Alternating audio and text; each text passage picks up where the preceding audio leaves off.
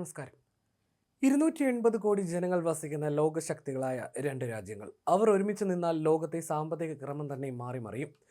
ആ നിരീക്ഷണമാണ് ഷാങ്ഹായ് സഹകരണ സംഘടന ഉച്ചകോടിയുടെ ഭാഗമായി ടിയാൻജിനിൽ ഇരു നേതാക്കളും നടത്തിയ കൂടിക്കാഴ്ചയിൽ പൊതുവിൽ ഉരുത്തിരിഞ്ഞത്. അതിർത്തി കടന്നുള്ള ഭീകരവാദത്തെ നേരിടാൻ പ്രധാനമന്ത്രി നരേന്ദ്രമോദി ചൈനയുടെ പിന്തുണ തേടിയതടക്കമുള്ള കാര്യങ്ങളും ചൈനീസ് പ്രസിഡന്റുമായിട്ടുള്ള ചർച്ചയിൽ നിർണായകമായി മാറി. ചൈനീസ് പ്രസിഡന്റ് ഷീ ജിൻപിങ്ങുമായിട്ടുള്ള ഉഭയകക്ഷി ചർച്ചയിൽ മോദി ഇക്കാര്യം ചർച്ച ചെയ്തു. വിഷയത്തിൽ ചൈന ഇന്ത്യക്ക് പിന്തുണ നൽകിയിട്ടുണ്ടെന്നും അദ്ദേഹം പറഞ്ഞു. അതിർത്തി കടന്നുള്ള ഭീകരവാദം ഇന്ത്യയും ചൈനയും ഒരുപോലെ ബാധിക്കുന്ന ഒന്നാണ്. ഇതിനെ ഇരു രാജ്യങ്ങളും ചെറുക്കുമ്പോൾ പരസ്പരം മനസ്സിലാക്കുകയും പിന്തുണ നൽകുകയും ചെയ്യേണ്ടത് പ്രധാനമാണെന്നും മോദി അടിവരയിട്ട് പറഞ്ഞതായി കൂടിക്കാഴ്ചയ്ക്ക് ശേഷം ഇന്ത്യൻ വിദേശകാര്യ സെക്രട്ടറി വിക്രം മിശ്രി വാർത്താ സമ്മേളനത്തിൽ വ്യക്തമാക്കി.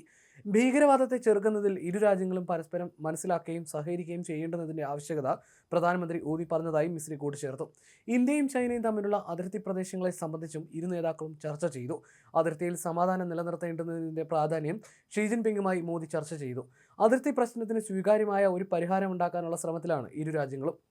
ഇതുമായി ബന്ധപ്പെട്ട ഏകോപനത്തിന് വരും ദിവസങ്ങളിലും ചുമതലപ്പെട്ട സംവിധാനങ്ങൾ വഴി യോഗം ചേരും. ആഗോള സമ്പദ് വ്യവസ്ഥയെ സുസ്ഥിരമാക്കാൻ ഒരുമിച്ച് പ്രവർത്തിക്കാനും ഇരു നേതാക്കളും പ്രതിജ്ഞാബദ്ധത പ്രകടിപ്പിച്ചു. ഉഭയകക്ഷി ബന്ധത്തിന്റെ തുടർച്ചയായുള്ളതും സുഗമവുമായ വികസനത്തിന് അതിർത്തി പ്രദേശങ്ങളിൽ സമാധാനവും ശാന്തിയും നിലനിർത്തേണ്ടതുണ്ടെന്ന് മോദി പറഞ്ഞു. നിലവിലുള്ള സംവിധാനങ്ങൾ ഉപയോഗിച്ച് സമാധാനം നിലനിർത്തേണ്ടുന്നതിന്റെയും ഭാവിയിൽ ഉഭയകക്ഷി ബന്ധത്തിൽ വിള്ളലുകൾ ഒഴിവാക്കേണ്ടുന്നതിന്റെയും ആവശ്യകതയെക്കുറിച്ച് ധാരണയായതായി മിശ്രി കൂട്ടിച്ചേർത്തു. ഇരു രാജ്യങ്ങളും തമ്മിലുള്ള സൗഹൃദപരമായ ബന്ധം 280 കോടി ജനങ്ങൾക്ക് പ്രയോജനകരമാകുമെന്ന കാര്യത്തിൽ നേതാക്കൾ തമ്മിൽ ധാരണയുണ്ടായി. രണ്ട് രാജ്യങ്ങളുടെയും പൊതു താൽപ്പര്യങ്ങൾ അഭിപ്രായ വ്യത്യാസങ്ങളെക്കാൾ വലുതാണ്. അതിനാൽ അഭിപ്രായ വ്യത്യാസങ്ങൾ തർക്കങ്ങളായി മാറാതിരിക്കാനും ഇരു നേതാക്കളും സമവായത്തിലെത്തി. ഒരു ഏഷ്യൻ നൂറ്റാണ്ടും അതിൻ്റെ ഹൃദയഭാഗത്ത് ഏഷ്യയുടെ മുഖ്യ പങ്കുമുള്ള പ്രവർത്തനക്ഷമമായ ഒരു ബഹുധ്രുവ ലോകക്രമം സാധ്യമാകണമെങ്കിൽ ഇന്ത്യയും ചൈനയും വളരുകയും സഹകരിക്കുകയും ചെയ്യേണ്ടത് നിർണായകമാണെന്നും മിശ്രി കൂട്ടിച്ചേർത്തു. ടിയാൻജിനിൽ നടക്കുന്ന എസിഒ ഉച്ചകോടിയിൽ പങ്കെടുക്കുന്നതിനായാണ് മോദി ചൈനയിലെത്തിയിട്ടുള്ളത്. 7 വർഷത്തിനിടെ ആദ്യമായാണ് മോദി ചൈനയിലെത്തുന്നത്. അമേരിക്കയുടെ തീരുവ ഭീഷണിയെ ഒരുമിച്ച് നേരിടാമെന്ന് സന്ദേശം നൽകിയിരിക്കുകയാണ് ഇന്ത്യ ചൈന ധാരണ. ഷീ ജിൻപിങ്ങുമായിട്ടുള്ള പ്രധാനമന്ത്രി നരേന്ദ്രമോദി നടത്തിയ ചർച്ചയിൽ ഇരു രാജ്യങ്ങളും തമ്മിലുള്ള ബന്ധം ശക്തമാക്കാൻ തീരുമാനിച്ചു.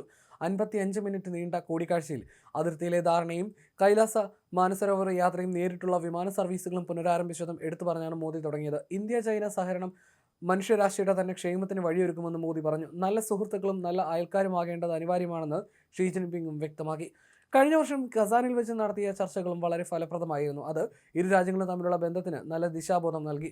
അതിർത്തിയിലെ സൈനിക പിന്മാറ്റത്തിന് ശേഷം സമാധാനത്തിന്റെയും സ്ഥിരതയുടെയും അന്തരീക്ഷം സൃഷ്ടിക്കപ്പെട്ടുവെന്നും ഉഭയകക്ഷി കൂടിക്കാഴ്ചയിൽ പ്രധാനമന്ത്രി നരേന്ദ്രമോദി നേരത്തെ വ്യക്തമാക്കിയിരുന്നു. അതിർത്തി നിയന്ത്രണം സംബന്ധിച്ച് ഇന്ത്യ ചൈന പ്രത്യേക പ്രതിനിധികൾക്കിടയിൽ ഒരു ധാരണയിലെത്തിയിട്ടുണ്ട്. ഇരു രാജ്യങ്ങളിലേക്കുമുള്ള നേരിട്ടുള്ള വിമാന സർവീസുകളും പുനരാരംഭിക്കുകയാണ്. പരസ്പര വിശ്വാസം, ബഹുമാനം എന്നിവയുടെ അടിസ്ഥാനത്തിൽ ബന്ധം മുന്നോട്ട് കൊണ്ടുപോകാൻ ഇന്ത്യ പ്രതിജ്ഞാബദ്ധരാണെന്നും മോദി കൂട്ടിച്ചേർത്തിരുന്നു. റഷ്യൻ പ്രസിഡന്റ് വ്ളാഡിമിർ പുടിനുമായി പ്രധാനമന്ത്രി നരേന്ദ്രമോദി ഇന്ന് കൂടിക്കാഴ്ച നടത്തും. ചൈനയിലെ ടിയാൻജിനിൽ ഷാങ്ഹായ് സഹകരണ ഉച്ചകോടിക്കിടയിലാകും കൂടിക്കാഴ്ച. ഇന്ത്യൻ സമയം 9:30 നിശ്ചയിച്ചിരിക്കുന്ന കൂടിക്കാഴ്ച 1 മണിക്കൂർ നീണ്ടു നിൽക്കാനാണ് സാധ്യത. റഷ്യ യുക്രൈൻ സംഘർഷം അവസാനിപ്പിക്കുന്നതിന് നടക്കുന്ന ശ്രമങ്ങൾ കൂടിക്കാഴ്ചയിൽ ചർച്ചയാകും. വെടിനിർത്തലിനെക്കുറിച്ച് താൻ പുടിനോട് സംസാരിക്കാമെന്ന് നരേന്ദ്രമോദി ഉറപ്പ് നൽകിയതായി യുക്രൈൻ പ്രസിഡന്റ് സെലൻസ്കി കഴിഞ്ഞ ദിവസം വ്യക്തമാക്കിയിരുന്നു.